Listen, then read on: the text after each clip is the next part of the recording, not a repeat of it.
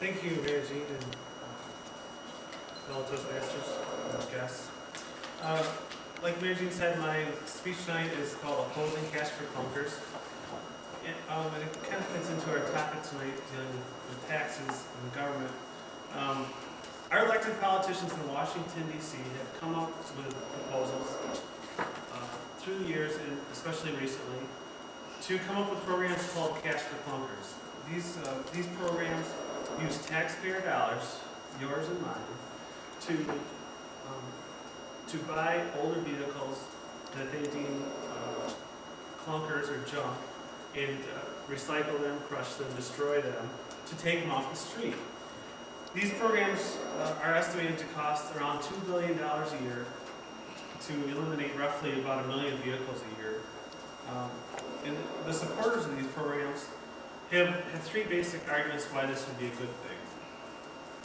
The first argument is that it would spur new car sales. Of course, with the current situation our domestic automakers in, they claim it's so important. The second reason they claim this is a good idea is because it would increase the fuel efficiency of the rest of the automotive fleet by getting rid of the less fuel efficient vehicles, would be less dependent on foreign oil.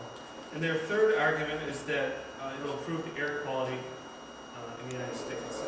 And all these arguments, there's some truth to them, but there are better arguments that I'd like to present tonight.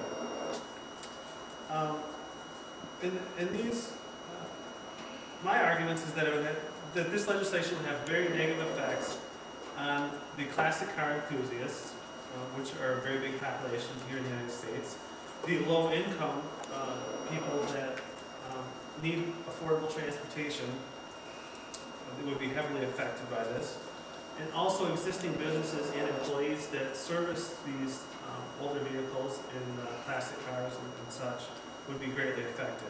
This legislation is a very bad idea, and the basic problems that they are trying to counter with legislation are being handled by private businesses already. There are scrapyards, and we can go sell our vehicles if we choose to right now. So my first argument is that the classic car enthusiast hobby is a strong American heritage that will be lost if these older vehicles are bought and scrapped by the government. I personally am part of this hobby. I have a classic car that I've been messing with since I was 14 years old. My dad's been involved with it for years, so I've spent countless hours working on older vehicles, and I've learned so much through the years, mechanically and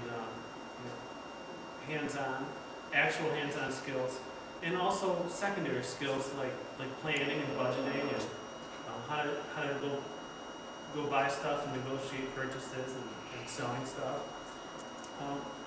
And this hobby is important for future generations, that it's available for them to participate in, that we preserve some amount of this experience for our future kids. My second argument against this legislation is the negative impact on low-income drivers that need affordable transportation.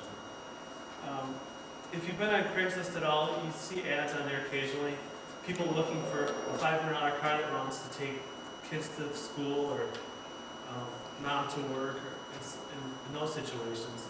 These people need low-cost, dependable transportation that would otherwise be crushed under these government programs, these mandatory programs that would make people trade in these inexpensive cars. The low-income people can't afford to buy a new car like some people might otherwise. And also going along with it, there's a lot of charities that have depended on scrap drives for many, many years, going back to World War II, to help fund some of their projects and programs where people donate scrap items to raise money for these charitable groups to help the less fortunate in the world. My third reason that this legislation is a bad idea is the negative consequences to existing businesses and employees. A lot of businesses have been built up through the years. to manufacture, design, and supply parts and services to the classic car hobby and to these older vehicles. And a lot of businesses and livelihoods depend on this work. There are many thousands of people that manufacture parts for these older cars. So I am against Cash for Clunkers, and I hope that you are too. I've outlined 3 reasons. First one being the classic car enthusiast hobby and how painful it would be for them to lose their classic cars and their parts. The second of which is the negative impact on low-income drivers and their accessibility to affordable transportation. And the third of which is the negative consequences on existing businesses and employees that would be hurt by this legislation. And as I mentioned earlier, the legislation has been suggested throughout many years, and there are some states that have it. There was recently a push around the New Year's, as our new president was coming in.